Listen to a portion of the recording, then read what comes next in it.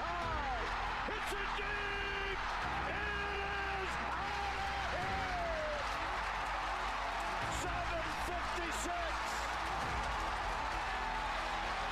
Bond stands alone. Now Booker with Tucker on him. Throws it up for 8. Shot blocked by Antetokounmpo. What a block from Giannis. 17 seconds from Game 7 or from championship number 6. Jordan, open. Chicago with the lead. Minute remaining. And they're putting Curry in the pick and roll, trying to get him on Irving. Irving and Curry, one-on-one. Irving puts it up. It's good. Kyrie Irving from downtown. We're sending it in, Jerome. That's for damn sure. Yes. What is up, everybody, and welcome to the Taproom Sports Podcast. I am your host, Jordan, Stacks on Stacks Lats, joined with my man, Mr. Big Ballin' Ben Larson. What's going on tonight, Ben? Not much, man. Just finishing up a long day, man. Got to hang out with the homie. Had a long day of work, so glad to be talking sports. I haven't watched like anything sports-wise today. Well, you're doing it wrong, then. It's been kind of sad. I'm not gonna lie. How you doing? There was really only Major League Baseball on today. Yep. And WNBA, I guess, if you follow WNBA. I did actually see WNBA at the restaurant I was at. So there you go. The Seattle Storm in Minnesota game.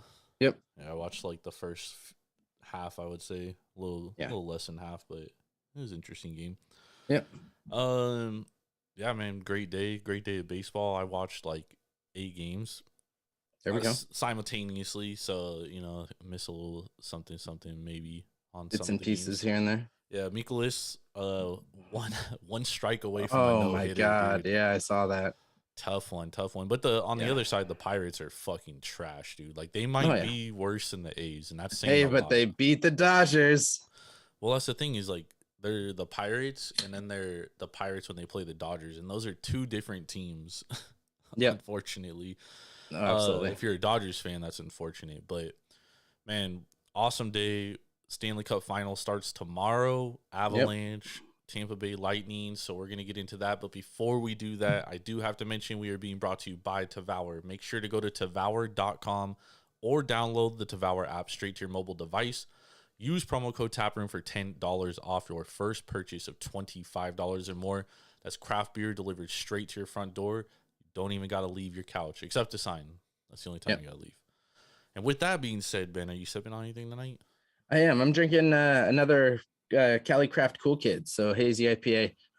Was up at the brewery this weekend and picked up a 6-pack. So nice. Gotta drink it while it's fresh, and this is definitely a good one. So what about you? What are you drinking? So I stopped at tonight, or this evening, I should say. There we go. And that's where I watched the first half of that WNBA game. Nice. But they just tapped 2 new beers today, so I actually got both of them. But I'm only gonna be drinking one because it's 32 ounces, and I have to kill it because I can't save it. So yeah, that is the bad thing about the Crowlers, but which is why I'm going with the 4.9%. So it's a light one. That's a good call. It's the Aqueous Dream. It's a Mexican lager brewed with raspberries, grape, and cinnamon. Interesting. Very interesting combination. But I only took I only had a taster there because I drank the new IPA there. Only had one beer because I was only there an hour, so only one beer. Yeah, and got to drive home. Had to drive home, so I took a lot of beer to go. The IPA was really good. I drank that one there, so I'm drinking this one tonight here on the show. I'll do the other one maybe tomorrow night. I don't know. Maybe on Sunday. I can't I can't save it that long. Yeah, I mean it'd be fine for Sunday. But first sip of that raspberry, what do you think of it? It's not usually a beer that's a fruit combo that's mixed. Yeah, with a Mexican lager. It's good, and like when I took the first when I did the taster test there, the 1 ounce pour or whatever. Yeah, I got like an overwhelming amount of raspberry. Like that was the flavor I could taste, and the bartender there Casey, he was like, "Oh, that's hella strange because like when I tasted it first, like I tasted hella cinnamon." Okay. And I was like, "Oh shit!" Now that I just took a sip right now, now I taste the cinnamon. Okay. So maybe it's that initial like pucker that you get, and then cinnamon comes out. But for him, the first taste he got was cinnamon. Like that was the first thing that hit his palate because everybody's palate is different, you know. Oh, absolutely. But yeah, the first sip I got overwhelming amount of raspberry. Yeah. So this is but this has been good. Oh yeah. Very much looking forward to this beer. Before good beer. I'll talk about it later. Nice. But we got to hop into NHL Stanley Cup. So we got game 1 on the deck. Tampa Bay Lightning versus the Colorado Avalanche. Colorado Avalanche for a majority of the season have been very overwhelming favorites in this series. We kind of touched on the series a little bit on Sunday on the podcast. If you missed it, you can go back and download that on Apple, iTunes, or Spotify, or wherever you happen to get your podcast. You can also watch it on YouTube. Just go to youtube.com, type in Taproom Sports Podcast because we don't have a link yet. We have to have 100 subscribers. Once we get that 100 subscribers, we will have our own link. So help us out. Get us those subscribers. We will be forever thankful for you. Let's go, y'all. But man, I'm very much looking forward to this to the Stanley Cup final, Ben, because you know I really wanted the Rangers and Oilers because that would have been beneficial to my futures, which I didn't invest like heavily in, but they had great odds. You know what I mean? So it would have been very nice. But you know, I'll take this series, and I already laid a future on the Avalanche. Good call. At minus 190 to win the series. So you know I'm paying some juice for it, but I like the Avalanche here, but I kind of lean the Lightning in game 1. Yeah, it's going to be interesting to see what happens with this game because there's two kind of big factors here. Is that the Lightning just finished their series, they're fresh, they're moving forward, they're healthy. We got news today that Braden Point could potentially be back at some point in the series. Yeah, he could potentially play game 1. More likely, I'm guessing, is to see game 2. But it's going to be interesting to see how he comes back from this because leg injuries are difficult to come back from, and you can have one just tweak, you know, a toe pick, you know, catch a groove in the ice, and you know you're hurt again. So that's going to be a big question for me. And then on the flip side, you know, it's been 9 days since the Avalanche have played, and they're getting healthier, but you still have Cogliano, you still have Kadri who are skating, but they're not gripping sticks. So Kadri apparently he's out for the series is the last update I heard today. Like they aren't even planning on him playing a game in the series. I still think he could come back later in the series if it goes deep into the series, but I don't think it's going to go that deep. This Avalanche team is it's too much of a high-powered offense that I don't think Tampa Bay has seen. And unless Vasilevsky can really stand on his head the entire series, I mean, we're not talking about taking a game. It's going to have to be the entire series. I think that's the only way that Tampa Bay wins this is Vasilevsky is lights out every single second of every single period. Yeah, he definitely has to stand on his head, as we like to say. Mm-hmm. But I think like every other facet of the game, like Colorado has the better like side of that. Forwards, they're better. Defensemen, they're better. Their power plays better.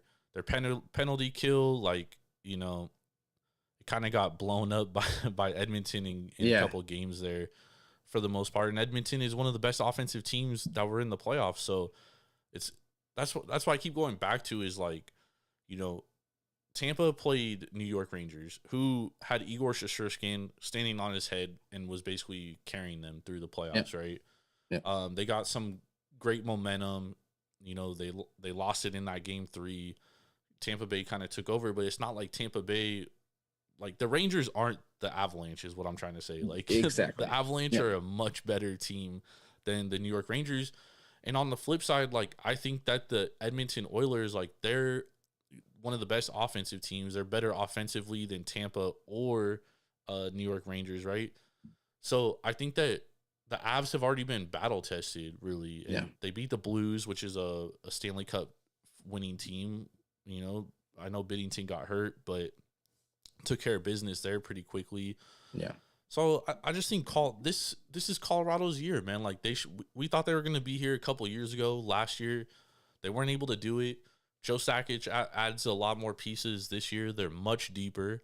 Yeah. Andy adds Kemper. That's how you say it, right? Kemper. Yep. Darcy Kemper. And then Francois plays last series, and he was great. Yeah. So absolutely was. I mean, when I look at this series, like that's why, in my opinion, like I was like minus 190. Like that's good value because I think the Avalanche are a much better team. Yeah, I think they're a deeper team. You know, you do have, you know, 2 players who have been to the finals before, and only 2, but this team is just Sakic has built it different, and I think that's where you're going to get, you know, the new kind of, you know, top of this potential dynasty, because I don't see any team in the West, at least, coming close to Colorado for the next 2 years. I mean, they've got young guys on some great contracts, and that's going to be something that's really going to push Colorado to just continue going. You know, you've got great offense in McKinnon, Rantanen, and Landeskog. You've got depth in Helm, Newhook, Logan O'Connor, a young guy who's coming up. You know, you've got the defensive defenseman in Jack Johnson, Josh Manson, and then you've got the offensive defenseman in Devin Toews. I guess Devin is probably Taves is more of a defensive defenseman, but he's playing with McCarr, who is by far the best defenseman offensively and a really top-notch defensive defenseman back there. Yeah. No, I say McCarr is winning the Norris, by the way. So when you know, when you suck for so long, you're gonna have good talent eventually, dude. Yeah. Yeah. And this is now they have that great talent, dude. So they got to take full advantage of it. I completely agree, and that's the best part about drafting young guys and developing them, is because you get them on a rookie contract and they're cheap for a while, and then you have to pay them eventually. Yeah. So I mean, I expect Colorado to be, like you said, I expected them to be like start their dynasty a little earlier, to be honest. I think a lot of people did. Yeah. They weren't able to do it. Here they are now, though, ready to battle for the Stanley Cup trophy. What's it called? The Stanley Cup. Yeah, the Stanley Cup. Yeah. I don't know why I'm thinking that it's called Lord Stanley. That's what I meant to call it. Okay, Lord Stanley's Cup. Yeah. You know, and talking about tomorrow's game, like I don't think I'd necessarily bet this game unless it was a live bet in game. I think Tampa Bay is going to take period 1, but then periods 2 and 3 are really up in the air. So, you know, I would live bet this probably mid-second period to the end of the second period. You know, get some good value there. If you think Colorado is, you know, starting to make that push, starting to make that move, then I'd push more towards Colorado.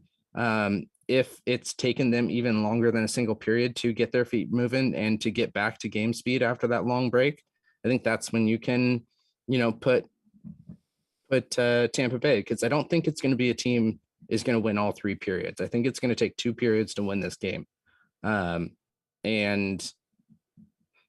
you know, it's going to be a tight one in this first one, but then I think we can see some, you know, blowouts within games 2, 3, 4. This is the one thing, is that Colorado opened up game 1 minus 167. It's been bet down to minus 150, which means that more money is coming in on Tampa Bay. However, 70% of the tickets are on Colorado. That's not good when you look at the market, because usually when that goes opposite, you're talking about sharp money coming in on Colorado. I mean, on Tampa Bay. I don't think 70% is really that excessive. No, 70% is a lot. That's a lot of handle, dude. That's a lot of handle on one side. Mm-hmm.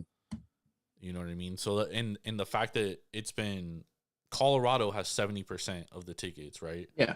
but the line's moving the opposite direction. Colorado's becoming more or less of a favorite. They went from -167 to -150.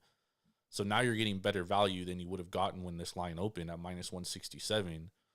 I still see it at -165. So it opened -150, or I'm sorry, it opened -167, -150 now at most books. Huh. -150 at Circa, -150 at BetMGM, -152 at Circa. Okay. Circa is one of the sharpest books too, so yeah, their lines you kind of got to follow. Over under is at 6, Ben. What do you think about the total? Mm.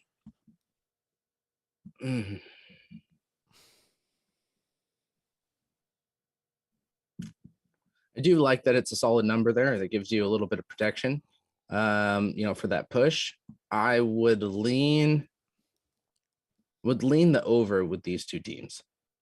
I think you've got a lot of firepower, on both sides.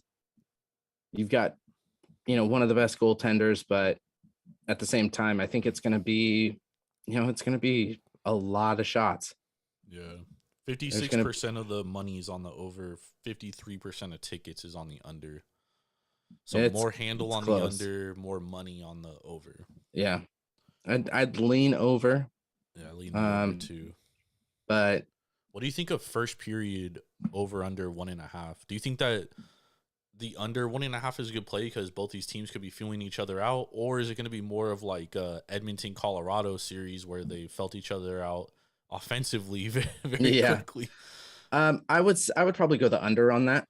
I think you're going to get Colorado coming out a little slow.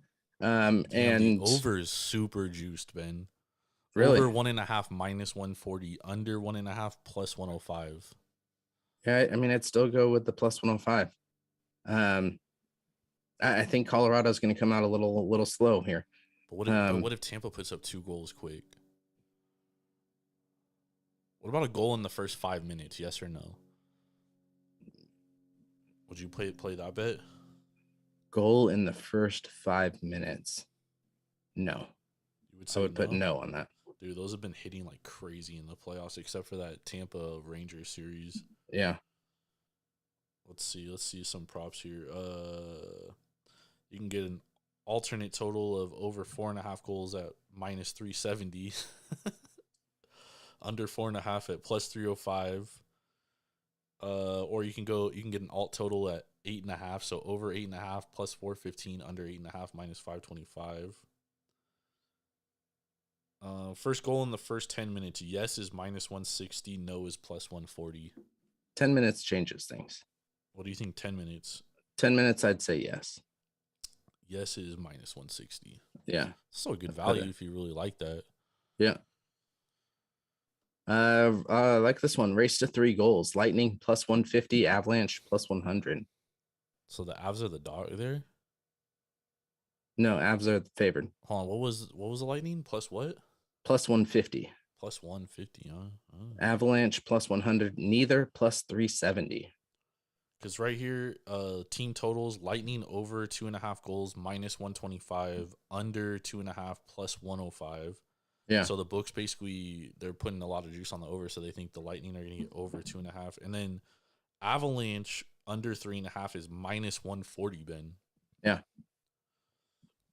So the odds makers even think the Lightning are probably going to win this game. Well, no, but that was 2.5 versus 3.5. Yeah, but still, like it's juiced -140 to the under, so they think it's going to be like 3-2. Yeah, they think it's going to be a 3-2 game. Well, that's probably like the home ice advantage too. Yeah, because we are going to be in Tampa Bay. No, it's in Colorado, I thought.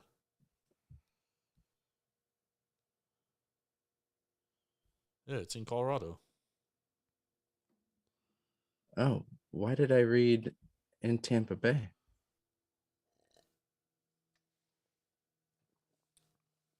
Huh. Colorado. Colorado was the okay. That's weird. There was a quote by McKinnon saying, glad we're playing Tampa.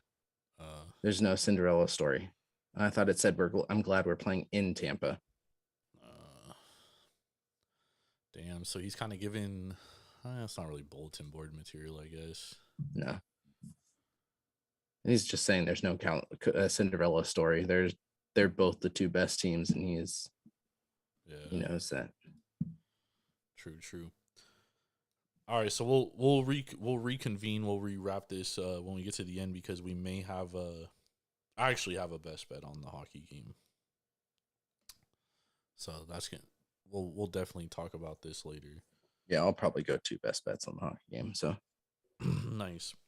All right, let's talk about some MLB futures though, Ben. So, we don't have the NBA playoffs really to talk about, NBA finals.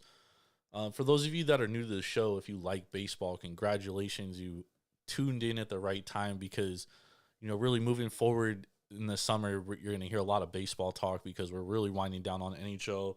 We're absolutely winding down on the NBA playoffs. So that could be over on Thursday. Love it. And, really all we're going to talk about is baseball moving forward. Before we talked MLB, though, I did want to bring this up. College World Series odds, Ben. Wanted to get your thoughts on this. Go Stanford. Stanford betting favorite at Circa right now, plus 350, 35 to 1. Texas plus 440. They opened the season as the betting favorite. Yep. Texas A&M plus 800. Arkansas plus 860. Oklahoma plus 800. Notre Dame plus 550. Auburn plus 600 and Ole Miss plus 1050. Ole Miss is the long shot. Yep. I already have a future on Stanford 70 to 1 to win the College World Series that I placed in April. Okay. Mid-April. I put another shekel down on Stanford plus 350 to win. I do think that they're the overall best team. Yep. Their lineup 1 to 9 is hands down the best. Tennessee was the only team that was kind of close to them, in my opinion. They have like 4 future major leaguers. Stanford does. 2 of them are freshmen. Yeah. And they're raking. Brock Jones is going to be a first-round pick this year. He's raking. My only concern about Stanford is their starting rotation is normally it was good in the regular season. Wasn't very good against UConn, and UConn doesn't have a great lineup. UConn has a great offense, though. They hit the ball well. Yeah, but they're going to face a lot of good offenses here. Yeah, but to be honest, I think they have an easier bracket than bracket 1 than what Texas A&M is going to have to deal with. Well, they should have. Sorry, what Texas is going to have to deal with. They're the best. They're the number 1 seed, right? Yeah. Since Tennessee was knocked off. Yeah, I mean, I think this first game against Arkansas is going to be, not easy, but an easier game. And then I think between Auburn and Ole Miss, I don't think they have a problem with either of those teams. I think having Ole Miss, like if they can get by Auburn, that would be huge because that would be a walk in the park for Stanford. Auburn? But Ole Miss. Oh yeah. Auburn's bats has been hot, and they beat a good Oregon State team. You know what I mean? Like Oregon State's a really good team, and they Oregon State is good. Yeah, they won 2 out of 3 in Oregon State in Corvallis to make it here. Yeah. They did lose to Oregon State's ace though, Jerpy, who's going to be a first round pick. Yeah. Yeah, I just think Stanford, and I would say honestly Notre Dame is probably the second most balanced team.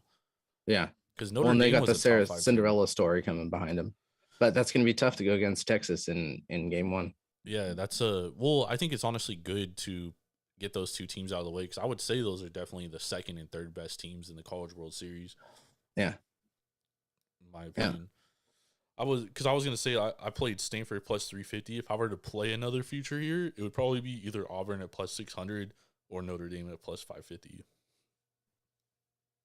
Wow, Notre Dame has the better odds to win just because they beat Tennessee, huh? Not just they were a top 3 team coming into the season. You got to remember they were really banged up all year, and they play the first 6 weeks of their season on the road. The first 6 weeks because you can't play baseball in Indiana in February. Oh, good call. Okay, I didn't think about that. So they not only were they hurt, they were playing on the road, so they started really, really slow. They honestly didn't get 2 of their best players back until this last weekend, dude. Yeah. They also played a lot fewer games. Yeah, because they have because they play in the Midwest, dude. That's the thing with college baseball is like, that's why the Southern teams, and the West Coast teams are the best because they can play baseball year round. Yeah. So they start their season in February, and like they don't get any they don't get the weather delays that all the other teams get. They just fucking keep coasting through. Gotcha. So those are just non-makeup games? Yeah, because like the college schedule is like so condensed already. Yeah. That it's like tough to have makeup games. That's why Notre Dame, like they schedule a lot of their games like on the West Coast or in the South to begin the year. Yeah. But they do play. Yeah, we're looking at, what, 55 games compared to 62 to 63. Yeah. Stanford had 63 games. Dude, the other funny thing too, Ben, is that UCLA every year, dude, they're like, they start the season top 5 and they never make the College World Series, dude, ever. Yep. Oh, as a USC fan, it's beautiful fucking seeing that shit. Pac-12 baseball is difficult.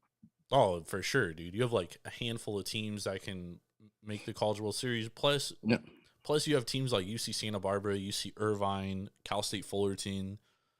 Even Cal Poly this year was really good. I mean, you're talking about teams that like are in lesser conferences, but they're still really great. That's how. Yeah. I mean, you look at Major League Baseball, pretty much more than that. I would say like 75% of players from the United States are from California.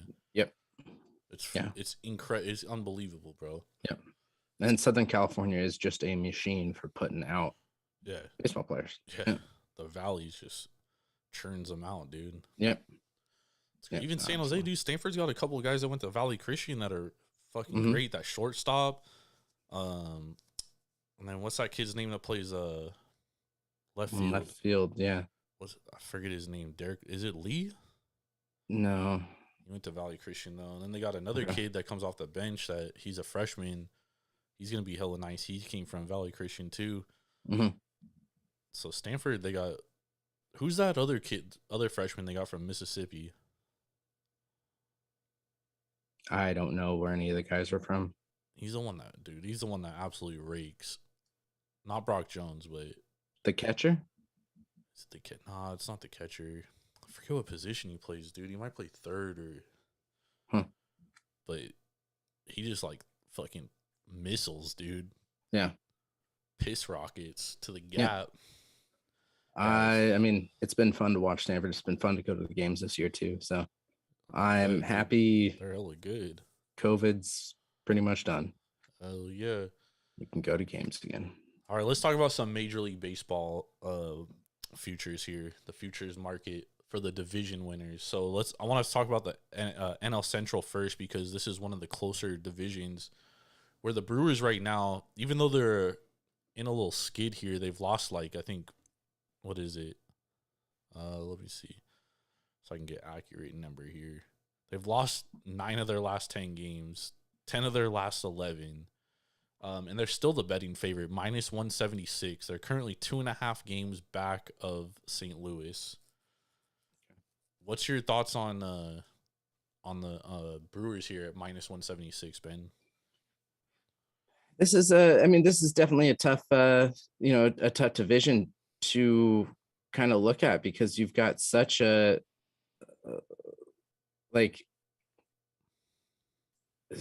difference in strength of schedule remaining. I mean, Brewers probably have the easiest schedule in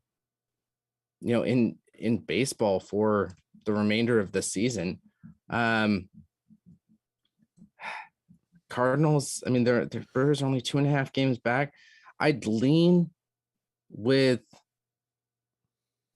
Brewers to take this as, division here. I think strength of schedule is, really close, I guess, with the Cardinals and the Brewers. But I think the Brewers have the pitching capabilities to do it. They have the defense. I think they just need to kind of get their bats woken up. But that's the thing is like their pitching carried them last year, especially their starting rotation. Their starting rotation hasn't been as good this year. Even Corbin Burns hasn't been as good. Yeah. Like at this point last year, he'd only walked 4 batters, dude. He's already walked like 4 times that amount this year. Yeah. So he's definitely not the same. Wendy Peralta's hurt. He's not coming back till like maybe August, I'm hearing, if he even comes back. Fucking what's his name? Woodruff. He has at least absolutely come down to earth. Yeah. And then Adrian Hauser was pitching well. Eric Lauer was pitching well, but now both those dudes aren't pitching well. The only thing on their team that's good is Hader. You know what I mean? Like, he's the only consistent piece. And I just think if you're the Brewers, and let's say we get to around All-Star break and you're still, like, let's say this lead is, 5 games back of St. Louis. If you're the Brewers, are you making a trade to improve your roster? Or are you making a trade to, maybe get rid of a veteran like that is playing well, but you're not going to be able to keep him around for long, and you can trade him for a couple prospects or whatever and kind of retool next year? Because they got Lorenzo Cain. He's not as good. Andrew McCutchen is old. Christian Yelich has absolutely fallen off a fucking cliff. He's definitely not the MVP guy that they're paying for. Their offense is just mad inconsistent, not good, and their pitching is all over the place right now. St. Louis's pitching is not good either, though. But St. Louis, St. Louis's pitching is ranked 23rd in the MLB right now. But at the same time, you gotta consider that their ace is hurt, Jack Flaherty. He hasn't pitched yet. They're gonna get him back at some point. At some point, but when? They moved Jordan Hicks to the starting rotation. He's been getting better because they've had to stretch him out because he was a reliever. He was a high leverage reliever. Mikolas, he's been good all year. He's been good. But that's the thing, is they're getting like spot starts from guys that haven't been good. Lebator hasn't been very good at all this year. He came into the day with like a 4.78 ERA to the day game. He basically shut out the Pirates, but the Pirates fucking suck.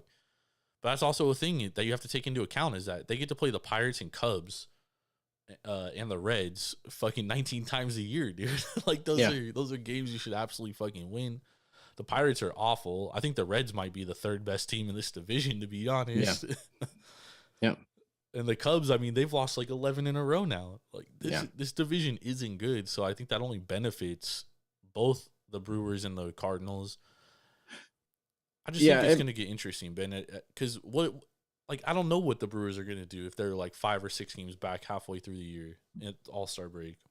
I mean, I don't think they'll be 5 to 6 games back. I think they're going to be sticking pretty close to the Cardinals. I mean, the Cardinals pitching is not helping them out. Their bats are, I mean, a little bit better than what the thing with their offense Milwaukee has, but the thing with their offense, though, Ben, is like they got Tyler O'Neill, Harrison Bader, Nolan Arenado. They just call up Gorman.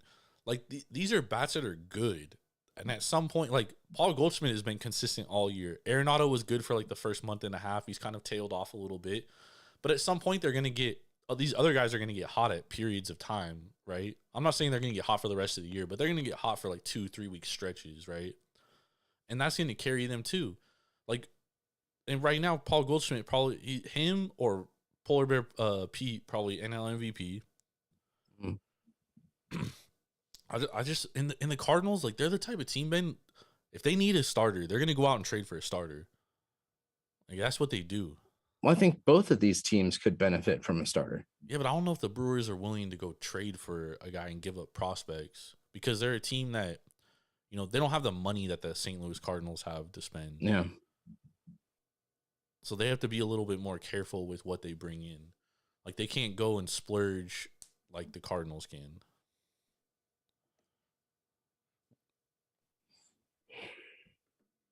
And honestly, at plus 115, I think this is a steal for the Cardinals. Like, I can't believe that they're plus 115, because I think the algorithm that these odds makers are using, they are hoping at some point that the Brewers rotation comes back down to earth.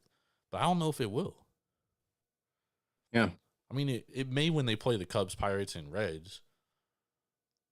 But, the Cardinals also have an easy rest of the schedule, too. Yeah, they do. Yeah. They get to play those same teams. 2.5 games back. It's just not much here. It's not much yet. But the way these two teams are playing, like, they're trending opposite directions right now. So, I mean, this could be a 7-game lead for the Cardinals heading into July. Brewers Yeah, have lost Milwaukee. 11-12. Yeah, 1-9 in their last 10. I mean, they're having an Angels like tailspin, dude. Yeah. See, I think this is going to be the closest division. Mm-hmm. Both of the Centrals, but this I think is going to be, maybe a half game difference. Would you throw $1 on the Reds at plus 44,446 to win the division? 13.5 back? No. No.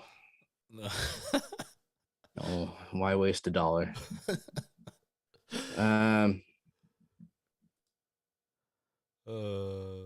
You like the God. Brewers? I mean, I understand the logic behind taking the Brewers.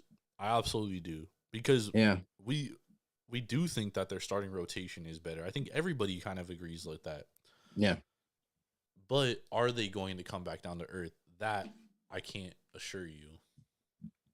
Brewers at -1. I mean, I guess, but at -155 versus plus 115, I think you do take the plus odds there.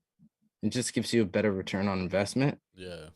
But to be honest, at -155, I don't think that's good value. Nah. It's not it's at plus or -176. Oh, you have it at -176. I'm looking at Vegas Insider and it's -155. Well, this is a consensus. So it's a consensus for most of the books. Like FanDuel has -145. DraftKings has -360. I've seen some -177. -360? Yeah. Shit. I'm going to go on DraftKings and pick the Cardinals. What's the Cardinals at on DraftKings? Plus 250. Oh, I'll take it. Yep. This is going to be the tightest race. Yeah, this definitely the tightest race. This one in the AL Central. So let's just hop over there real quick. Okay.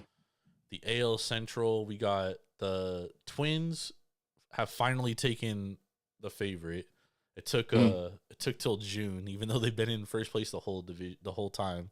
They are now plus consensus plus 107. So I'm seeing plus 105, plus 120, plus 110s, plus 105. White Sox plus 111. DraftKings has a -105, Ben. Wow. Actually, a couple books have a -105. And then the Guardians plus 750. I think that's the best value, to be honest. Yeah. And then Tigers plus 7,500. Royals plus 30,000. Yeah, I'd either go the Twins or the Guardians here. I think that the White Sox are the best team on paper, but they're just so injury plagued that Dude, I don't. Kopech might be hurt too. Kopech. Yeah.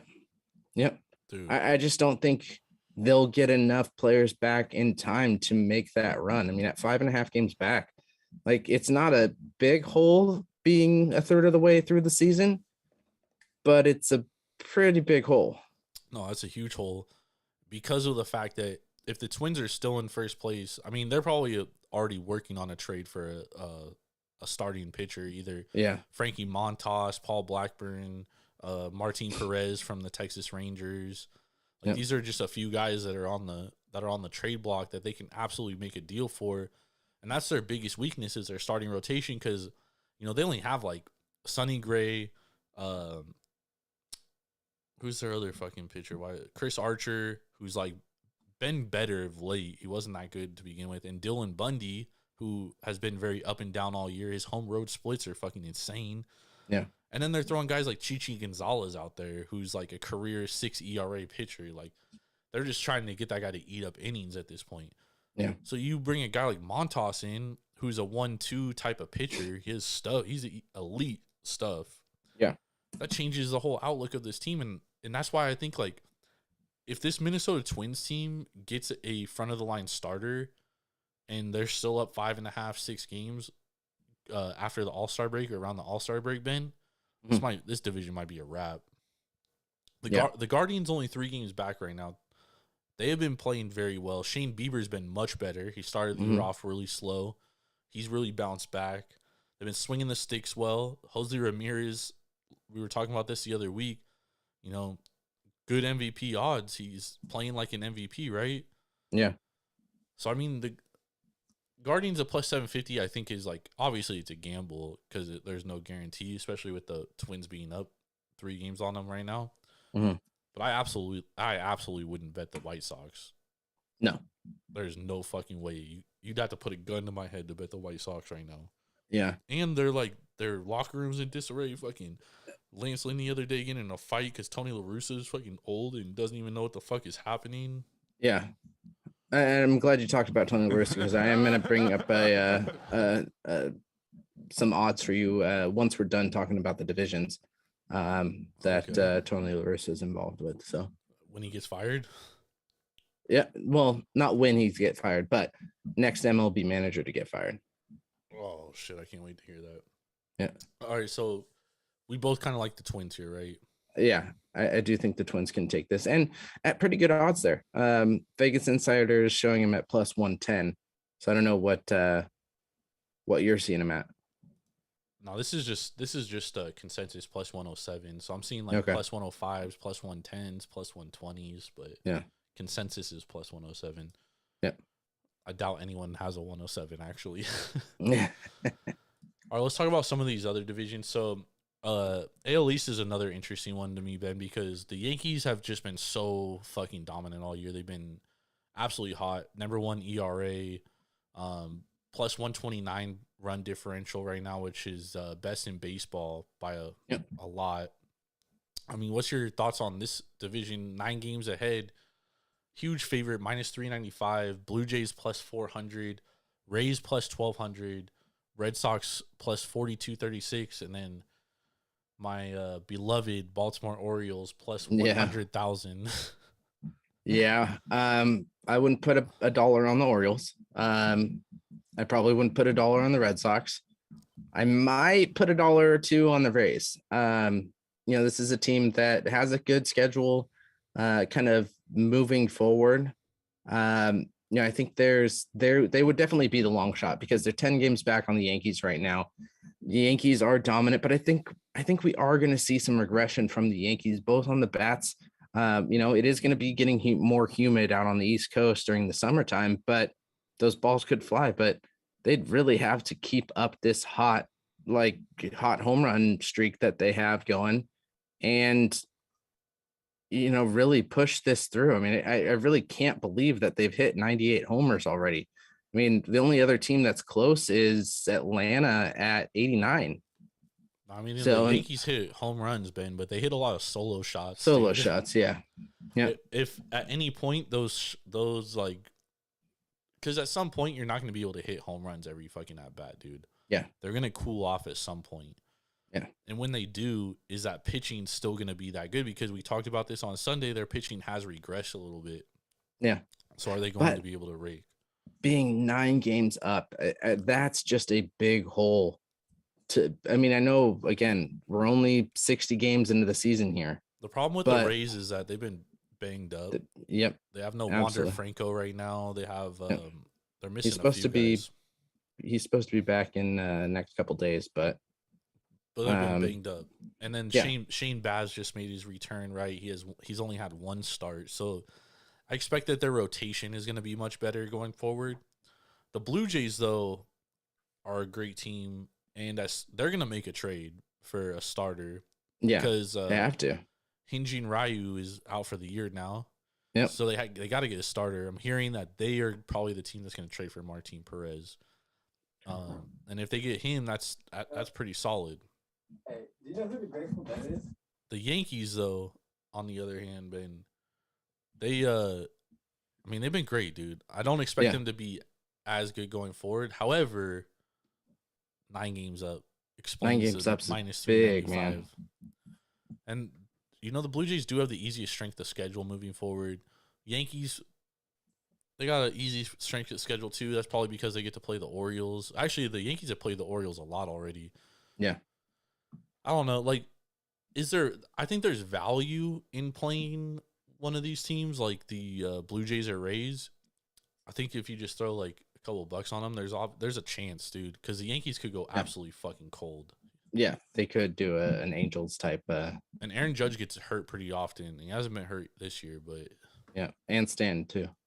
Yeah, and he has been hurt. So yeah. So I think there could be some value there. Let's talk about the NL Yeah. West, which is another heavy favorite. I think a lot of these going forward are pretty heavy favorites. Yeah. Dodgers minus 256, even though they're Oh, we're second. switching over to NL now, yeah? We're skipping AL West? Yeah, let's do the NL West first because it's kind of like the AL East in my opinion, except the Dodgers All don't over have the a place. 9-game. Yeah, we're going all over the place. Okay. We bounce into NL West. We got the Dodgers minus 256, Padres plus 260, Giants plus 850, Diamondbacks plus 42,016. Yeah. And then you got the Rockies plus 46,678. So again, this is consensus because you look around, there's books that have them like plus 75,000, plus 70,000. Yeah. Consensus. So Rockies, Diamondbacks basically eliminated. Yep. Giants, Padres, Dodgers. Giants, man, they're going to be making it. They're going to win this division. No, it's not happening. I'd put my money on the Padres here. I think right now Dodgers are really kind of Jekyll and Hyde. I think getting good value on the Padres. What do you have? Mine's at plus 225.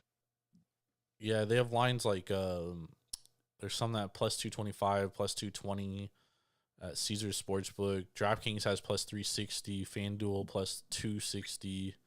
So it's kind of like they have all over the place. Yeah.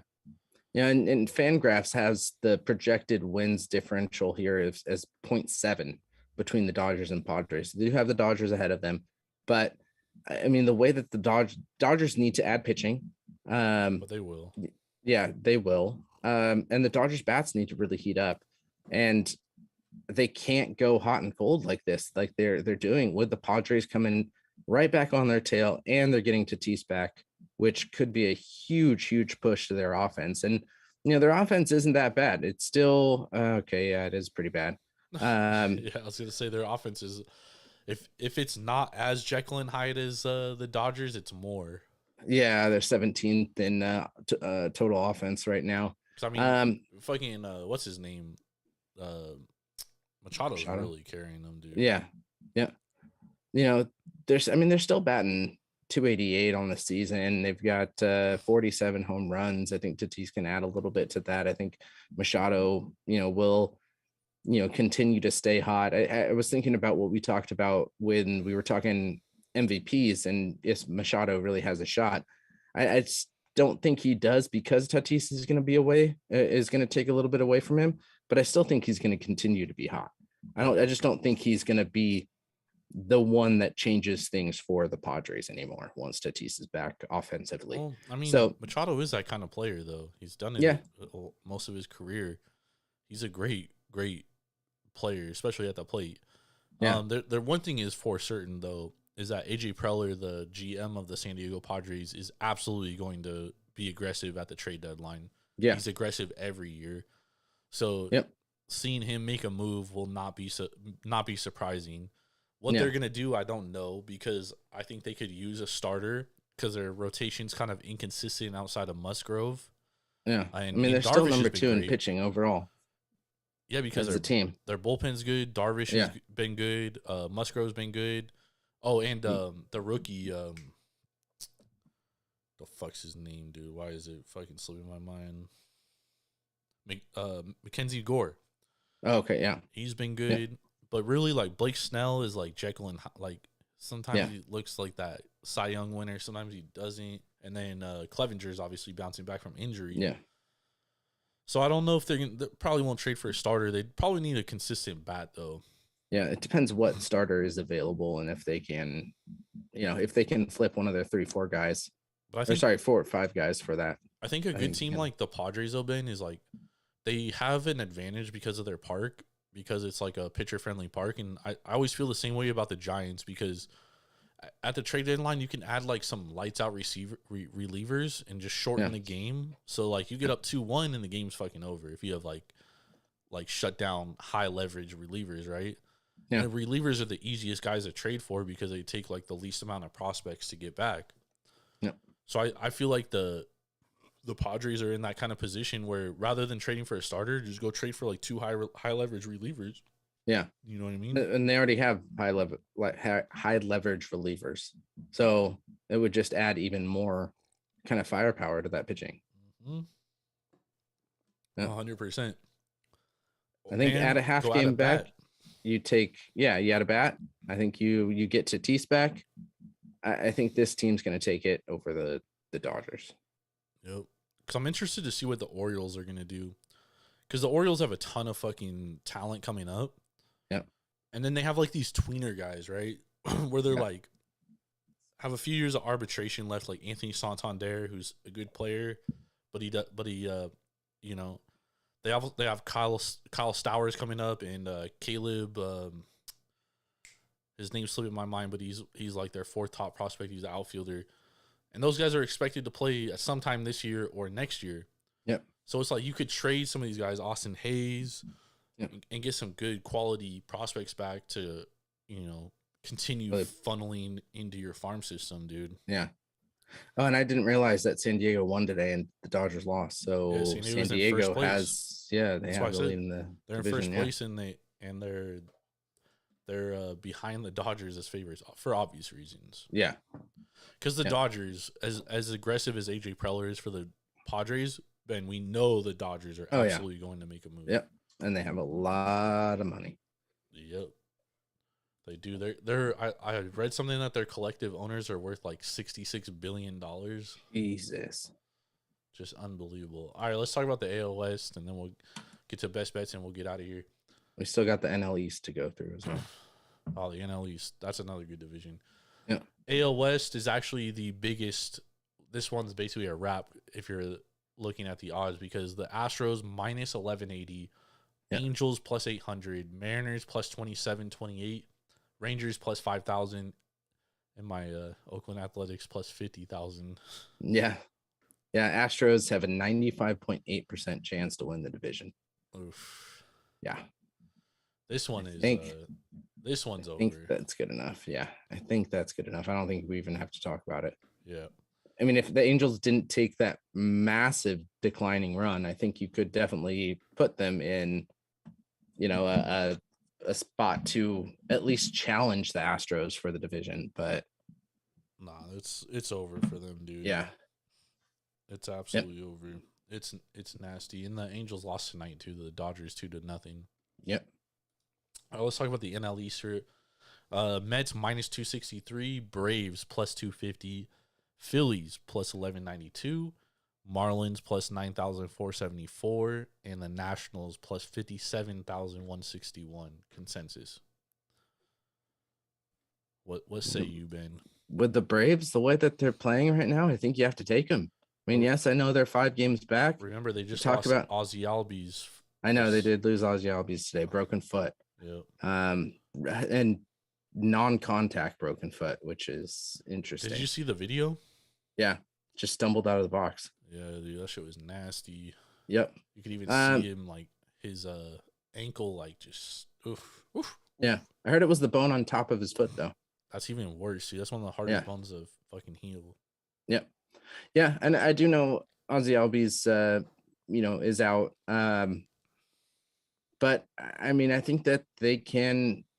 I mean, they're definitely one of the deeper teams. I think we worry about the Mets pitching, and they got to get healthy. And we known with the Mets and their pitching is that it doesn't consistently stay healthy throughout the year. Yeah. So I mean, the way that Atlanta's playing, I definitely can see the pitching of the Mets being a declining value that takes them out of first place. And I know they're 5 games up, but I can't put my money on the Mets until they prove it to me. Yeah, I mean, as far as like value, I don't think there's a ton of value there. However, like we're talking about the Dodgers doing whatever it takes to win and stuff. I think the Mets are in the same position. Like Stephen Cohen has already shown that he's willing to spend. Yeah. I think he's only going to be more willing to spend, right? So I definitely expect the Mets to upgrade their roster. I said when the Dodgers let Max Scherzer walk, though, man, I was like, man, that fool's like almost 40 years old. Like, I don't know if I would pay him that big money either. Mm-hmm. He gets hurt now. Yep. And he got hurt in the playoffs last year. They said it was dead arm at the time, but who knows? Yeah. So, well, I don't think minus 300 value for the Mets is good enough to take. No, not at all. So if I were to play anything here, I think it would be the Braves plus 250. Yeah. The Phillies have been playing a lot better, but their bullpen is so trash, dude. It is so bad, bro. That there's no way I'm fucking backing that bullpen. Yeah. They blew another game today. Yeah, and 9.5 games back is a huge hole to. The Marlins dig are out. an interesting team though, because they're a great pit. They have arguably two of the best starters in the National League. Yeah. But these motherfuckers cannot hit. No. Like at all. And when they do hit, they can't pitch. I mean, they can hit better than the Nationals, but that's not saying much. Yeah, I know. And Juan Soto's hurt right now. Only 275 run scores. Only allowed 251. 251 is the. Oh no, it's not the best. Not even close to the best of baseball. Dodgers. No. Yeah, Dodgers have only allowed 203 runs. Yep. Wow, Yankees have only allowed 180 runs this year. Yeah, no, the Yankees plus are pitching, 129. Yankees are pitching incredible, dude. Yeah. That pitching staff's coming to earth, though. Yeah. Just wait. Yep. Let's go, y'all. All right, before we get to that, I want to talk about this next MLB manager to be fired. Oh, yes. I'm going to give you the top 8 because your A's manager, Mark Kotze, is number 8 at plus 1,000. I don't think first year. Nah, he ain't getting fired for what? I know, but he's number 8 at plus 1,000. He went in there to do a job and he's doing it. And that's exactly. Yep. So we've got, it's MLB specials here. So we've got Tony La Russa at plus 150. We've got Dave Martinez for the Nationals at plus 300. Mike Matheny for the Royals plus 500. Scott Servius for the Mariners Servius at plus 500. I don't think that happens. David Ross of the Cubs plus 750. David Bell of the Reds plus 800. Or Don Mattingly of the Marlins plus 800. I absolutely don't think Don Mattingly's getting fired, especially because they had some issues. He put the team together. They hashed out all the issues. They went on a fucking nice win streak. One night too, came back and won. So they're playing some great baseball. And like I said, they're an interesting team because they have two of the best pitchers in baseball, and they just got to hit at some point, and they've been hitting well lately. I gotta go Tony La Russa. However, Jerry Reinsdorf, the owner, I just don't see him firing Tony La Russa because like La Russa's his guy. Yeah. So if I were to, damn man, I don't know.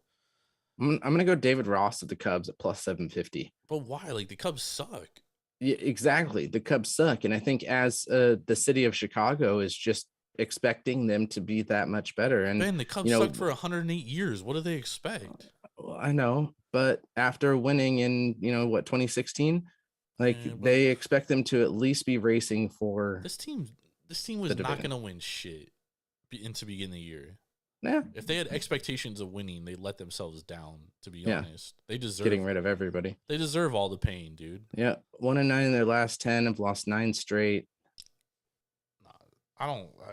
I'm sorry, 8 straight. He may get fired, but that's not him getting fired. Ain't gonna fix that team, dude. Well, I know that's not gonna fix the team, but I mean, I don't see the Royals getting rid of their coach.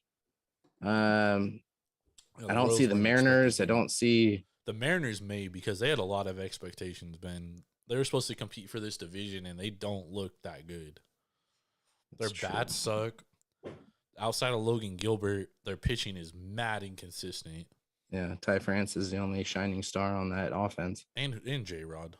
Yeah, that's true. But outside of those two, Eugenio Suarez has been pretty good, but he hasn't been, consistent. And then they traded for Jesse Winkler, and that dude fucking stinks, dude. He sucks. Yep. And Eugenio Suarez was the throw-in in that trade, and he's actually the better player. Yeah. So I don't know, dude. I think that I could definitely see Scott Service being fired.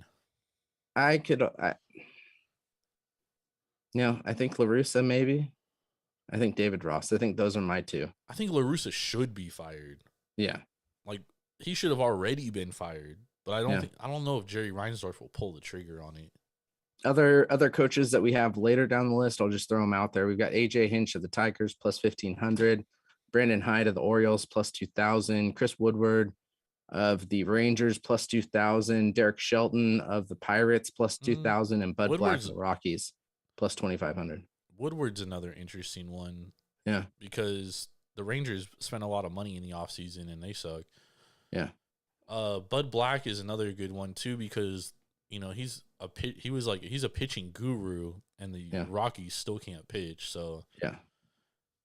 But I mean he's been dealt bad hand, dude. They trade Arenado for nothing. Yeah. And then they pay way too much money for Chris Bryant. Chris Bryant, and then he gets hurt. He's been hurt all year, so it's I don't know what you expect out of the Rockies, to be honest. Yeah. But I do think when it's a team that's that young and stuff, it might be a time to go in a new direction. I think the same thing is with Hyde down in Baltimore, but I don't think they'll fire him in the beginning to start the season. Yeah. To be honest, I think they're gonna let him manage one more year because next year the Orioles should start to actually be better, not necessarily compete, but they should be a lot better next year, and then the year after that is going to be the year where they compete, and at that point they might bring in a new manager. Mm-hmm. So we'll see. All right, let's get to some best bets, baby. Let's get some money for the people, Ben, because yesterday I gave out one best bet that I absolutely fucking loved and it hit, which was under 11 Rockies and Guardians. There we go. What's your you got some best bets for tomorrow? What do we I'm gonna go hockey. Right. And the first one I'm gonna do is Tampa Bay first period at plus 110 odds. I think just the length of time that Colorado has sat on the bench waiting for this series to start. You can always practice hard. You can always say that you're up practicing at game speed, but playing against a team that will hit you hard versus players, on your team that are kind of laying up. I think there's a major difference there. So I do think it's going to be a somewhat of a slow start for the Colorado Avalanche tomorrow. So I'm going to go, and at plus 110 odds, I'm going to go Tampa Bay for that first period. And then second bet that I do like is the Tampa Bay over 2.5. I do, the more that we talked about it, I do like that over 6 in the game. And at 2.5 goals, I think they'll get 1, maybe 2 in the first period, and I think that can push them to that over 2.5 there. They are ahead. They'll get an empty net goal as well at the end of the game.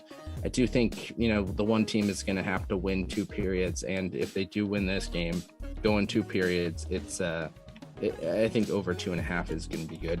I think it's going to be a 4-2 game, 4-2, 4-3 game. At the end, probably 4-3. And Tampa Bay will probably, get 3 or 4 there. Nice. I'm going Tampa Bay money line for the whole game. I like them to win game 1. They might lose the next 4, but they're coming in with some momentum. And Alexei Vasilevsky has been very good. It's been staying on his head. Obviously, Colorado's a much better team, but they've had some rust, a little layoff. And following the money, I got to take the smart play here, which is going to be Tampa Bay money line. I do have a future on Colorado minus 190, so I do think Colorado is going to win the series. And then my second best bet, I'm going the Tampa Bay Rays, Ben. So we're going 2 Tampa Bay teams here. We're going to go Tampa Bay Rays against the New York Yankees. I almost said Rangers there. Shane McClanahan's on the mound, plus 112 against Nestor Cortez. The Rays are a little banged up with the bats, but this is absolutely backing Shane McClanahan here. Absolutely backing Shane McClanahan. AL Cy Young winner, in my opinion, which we should have talked about futures. We'll talk about that soon. But I like Shane McClanahan here. Give me the Tampa Bay Rays money line to beat the Stankies. Rays lost today, but they should have won. Yeah, I mean they lost 2-0, dude. It was all out of whack. I had the under, so I wasn't too mad about that. There we go. But right. What a show, dude. I want to hear how that beer was. Oh, this beer. Ben, this one was pretty good. Honestly, the more you drink it, the less cinnamon you taste. Okay. Kind of just starts like wearing off, I guess. I guess the palate might get used to it. Yeah. It's pretty darn good though. It's a good tasting Nice. beer, man. It's definitely something I would drink again. So it's like a 4.25. Nice. If you want to hear about my beer, go back to our Sunday show. Check out the YouTube live on that one, and you can see my full ranking for this beer. Hell yeah. For Mr. Big Ball and Ben Larson, I'm Jordan. Stacks on Stacks on Stacks. Lats. Make sure to go to Tavour.com or download the Tavour app straight to your mobile device and use promo code Taproom for $10 off your first purchase of $25 or more. Let's get it. I will be back tomorrow night with Swerving Irving, maybe Raider Eddie. Who the fuck knows? Maybe Big Ball and Ben Larson. But if Ben doesn't join me tomorrow, I will definitely be back on Sunday with him. Definitely want to tune into that because the College World Series will be in full swing. So we're going to talk about that. More Major League Baseball, NBA Finals, NBA Draft Preview. God damn, we got a lot. And we'll be talking U.S. Open. Ben, the U.S. Open's coming up, man. What do you... Woo! We'll see y'all later. Everything this weekend.